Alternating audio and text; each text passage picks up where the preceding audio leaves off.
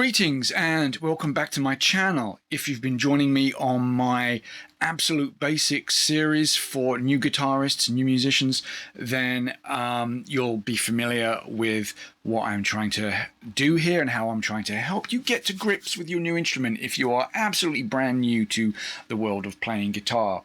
So this video today I'm going to be talking about tuning. Now I think we can all appreciate that an out-of-tune instrument is going to make even the best guitarist sound dreadful.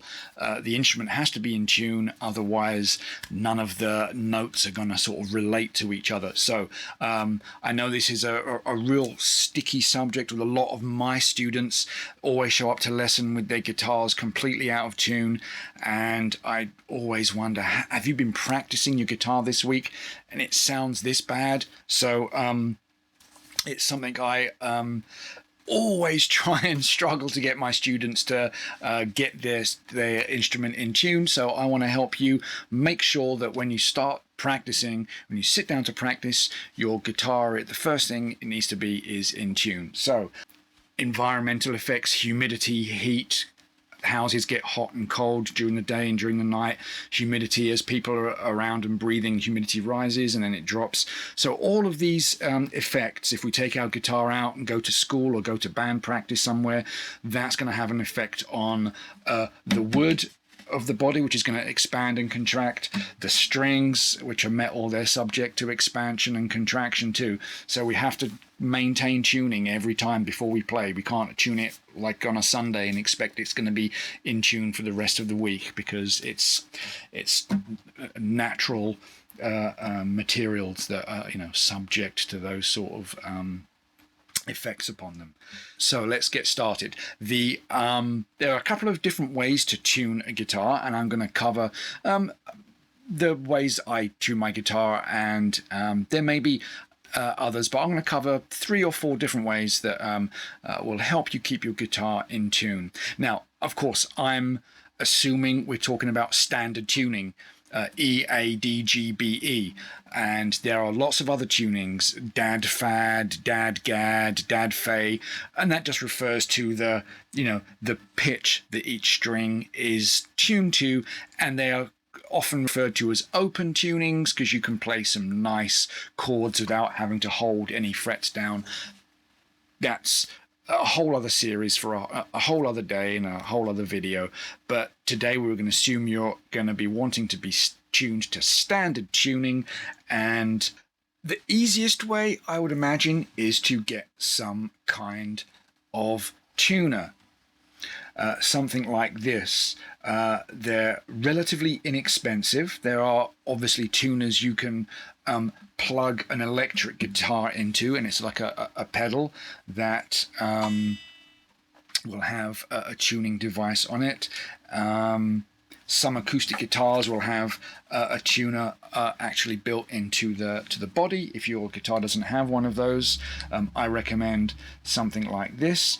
And if I press the button down here, you can see the little G at the bottom. That stands for guitar, and if I go through this, I've got B for bass, I've got a V for violin, U for ukulele, and then C for cello.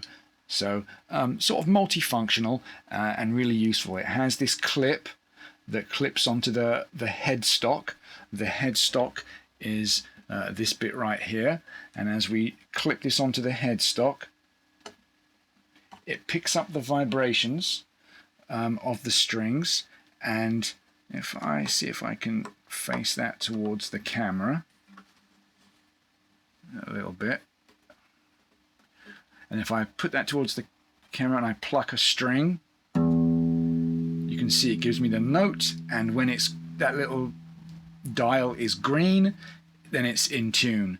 Now, strings are going to vary a little bit. You want to sort of tune it where it sort of settles down. It might go a little bit sharp at first and then settle down to the correct pitch. You can see when it's red, it's so if I tune this down, now you can see that it's telling me that it's in the red, it's flat. And as I gradually turn my tuner, now I'm on a right-handed guitar, so I'm turning my tuner counterclockwise, my tuning peg. I'm turning this counterclockwise, and it's going to gradually, now it looks like it's gone a little sharp. Now I always say I don't want to down tune. I always want to tune up into a note. So if I go too sharp, I don't want to back tune it, because I'm introducing slack into the tuning peg, which can then work its way loose. So what I like to do, tune it down flat, and then tune up into the note.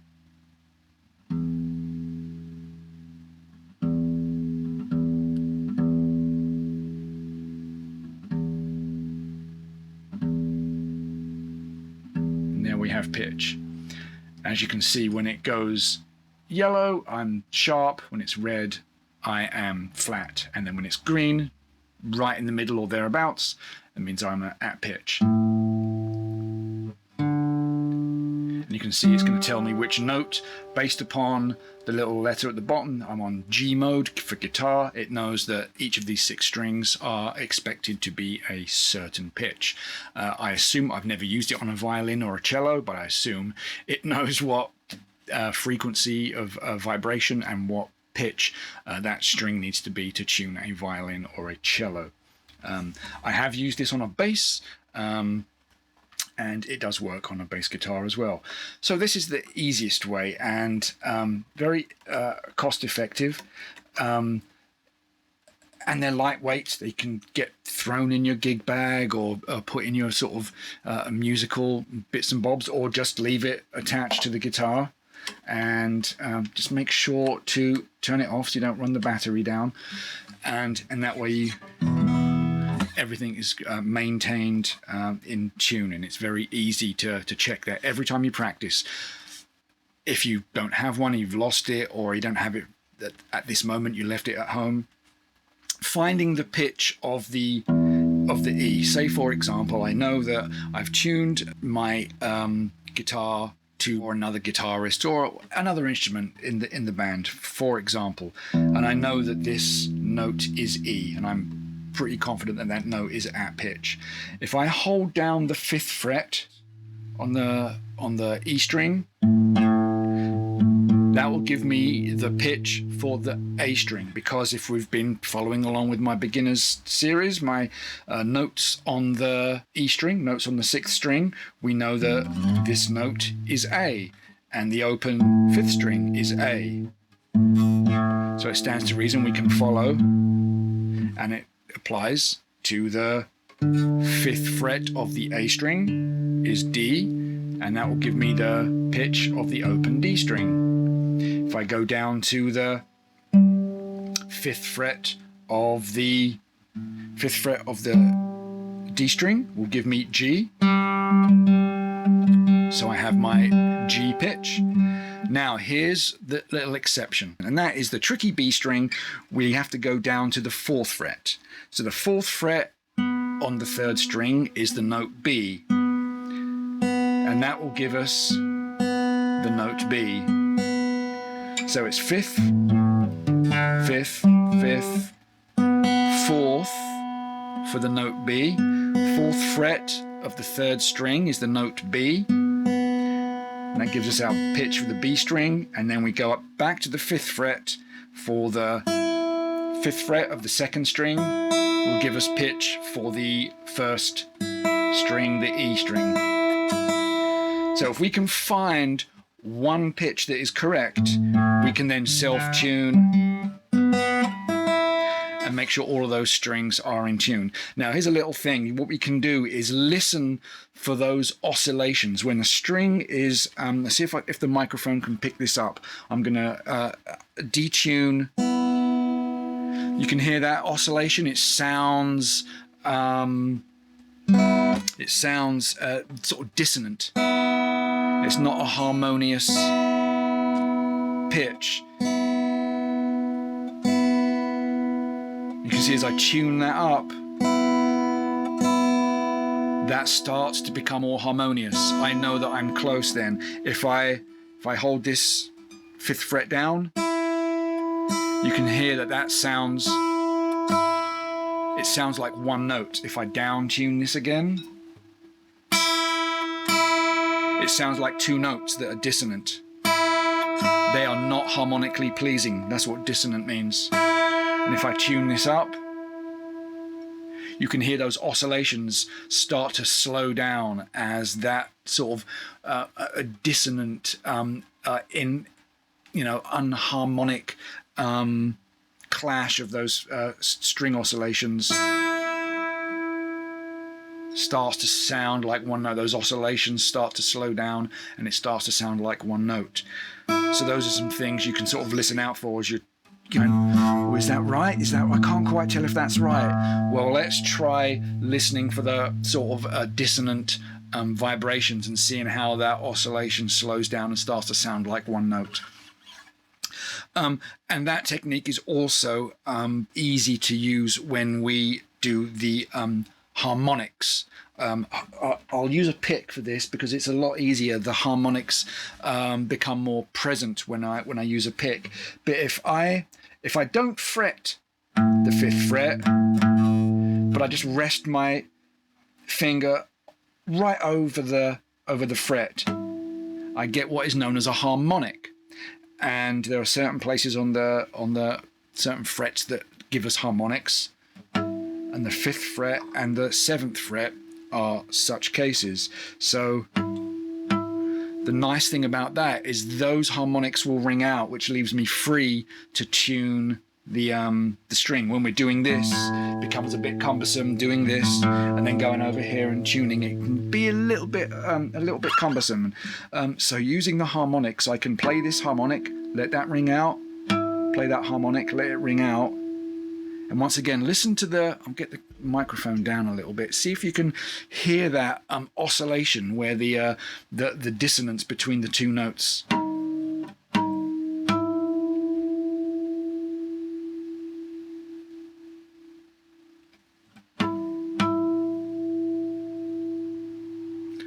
Did you hear that as it was like sort of warbling, wah, wah, wah, wah, wah, wah, wah, and it settles down into one note. So you can see it, and the benefit obviously is that those notes will sustain, they will ring out, they will drone on without me having to hold the fret down. So that is why it's a lot quieter sound. So it's not ideal for a busy band room. If you can find a nice quiet side room or in your bedroom or something where you want to get into tune, playing those harmonics. Now, it's kind of tricky, especially for a new guitarist. If I do the same technique and I'm not right over that fret, now I've got some real inharmonic note there. But if I've got to get it right over the 5th fret and right over the 7th fret. So this works really well for everything except the B string. Again, with the B string being that weird 4th fret offset thing to kind of throw a wrench in the works. Works really well for those 4 strings. So if I've got pitch on the E string and I want to find pitch on the A, I can use the harmonics 5th and 7th fret. Let's do the 5th and 7th fret on, we'll do the 5th fret harmonic on the A string and the 7th fret harmonic on D string. That sounds nice, steady tone right there. Let's do the 5th fret on the D string and the 7th fret on the G string. You hear how nice and steady that is. There's no weird oscillations that make it sound out of tune. Now, if I try that 5th fret on the G string, doesn't work because again of that weird 4th fret offset thing.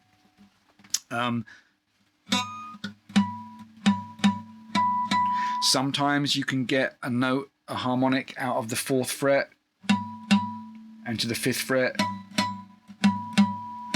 It's close, but I don't find it's accurate enough to actually use that. I would just actually fret the 4th fret and play it the traditional way. Now, I can go back up to the 5th fret harmonic on the 2nd string and the 7th fret harmonic on the 1st string.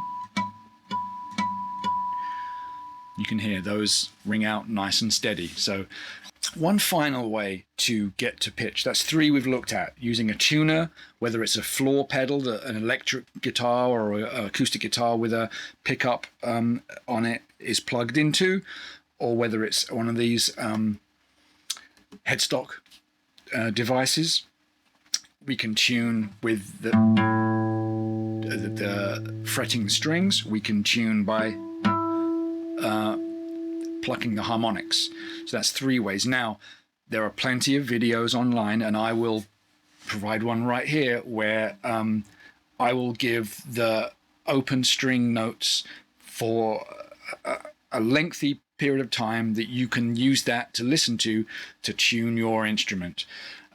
So those are available in a pinch. You'll find videos online that will say standard tuning guitar, dad-gad tuning for guitar, drop D tuning for guitar.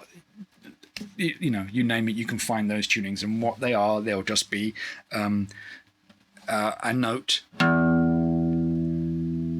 that is played for you to listen to and tune your guitar. Now, I will do that right now, just so you can get an idea of that and use that to tune your guitar and check pitch.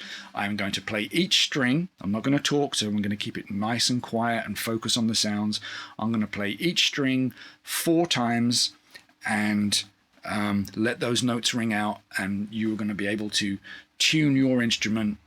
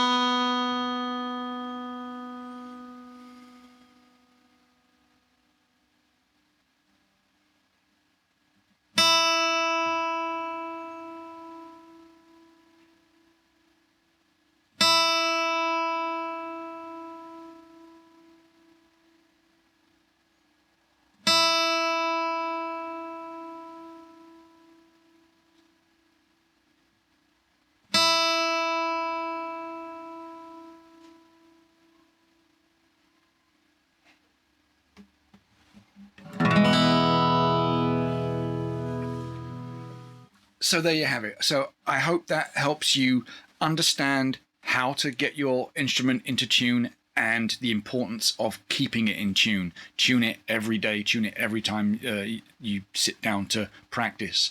And of course, practice every day, practice often, practice with purpose, so you can really get your musical journey off onto a great start.